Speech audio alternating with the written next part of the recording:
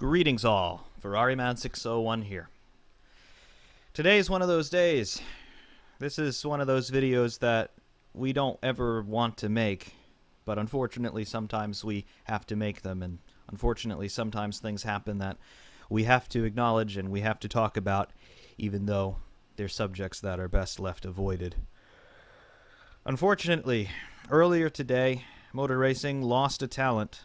Anthoine Hubert was racing in Formula 2 at Spa-Francorchamps in preparations for the Belgian Grand Prix weekend, supporting the Formula 1 race. The Formula 2 series follows Formula 1 around the world during the course of its season. It's full of up-and-coming young talents who are aiming for seats in Formula 1, in the WEC, even in IndyCar in some cases. It's a series that cultivates young talent. It's a series that cultivates young people into young racing drivers, and it turns them into some of the most elite talents in the world, fitting the upper echelon of motorsport, be it Formula 1 or otherwise. And today we lost one of them. Anthoine Hubert was 22 years old. He was involved in a spectacular and terrifying accident at the top of Raidillon on the second lap of the Formula 2 race. And unfortunately, it was one of those situations that cannot be designed for. It's one of those situations that can be foreseen, but you hope it doesn't happen rather than try to do too many things to mitigate the possibility. Formula 2 cars are built to the same safety specifications as Formula 1 cars are. They're replete with the halo system. They're replete with the side impact structures and anti-penetration panels in the cockpit. Every possible precaution in the name of driver safety is taken in the design and construction of these cars. However, days like today, they remind us that motor racing is dangerous. And they remind us that the intrepid souls who are brave enough to strap into a race car and put the visor down and give it the beans at lights out are nothing short of gladiators. It's not too often that we get to see what happens behind the scenes in the life of a racing driver. We see them on track every couple weeks during the summer months, and we look at what they do and we say, wow, that was pretty gutsy. But we pretty much leave it at that. We don't get to see what really happens behind the scenes. We don't really get under the skin of these people and understand what makes them tick.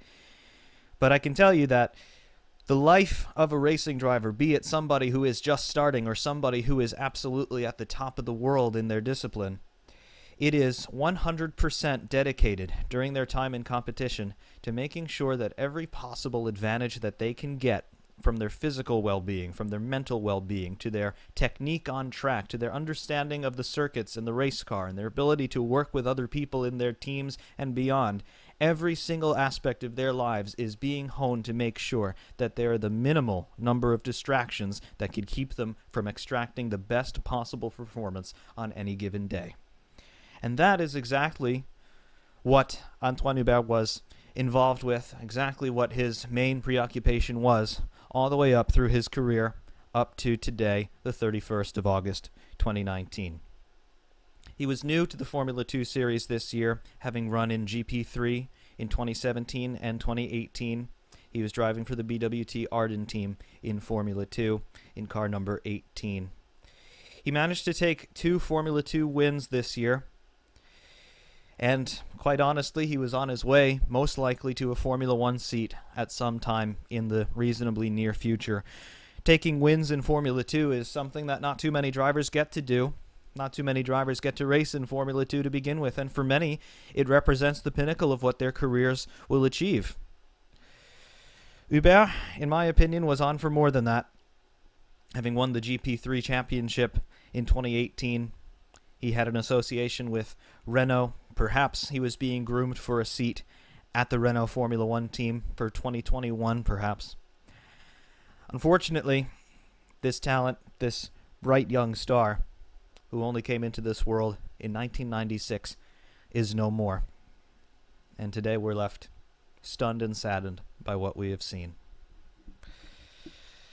It's at times like this that we do remember that motor racing is dangerous.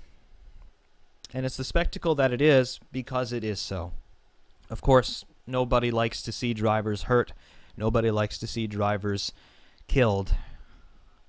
Unfortunately, it does happen. And it is a part of being involved in motorsport, and it is a part of being a race fan. But the consolation that we can all take from today is that Anthoine Hubert was doing exactly what any one of us would do had we the same opportunities come before us. And we can know that despite his very young age of 22, having barely scratched the surface of what is possible to do with a human life, we can know that he was doing something that he absolutely wanted to do and was absolutely committed to doing.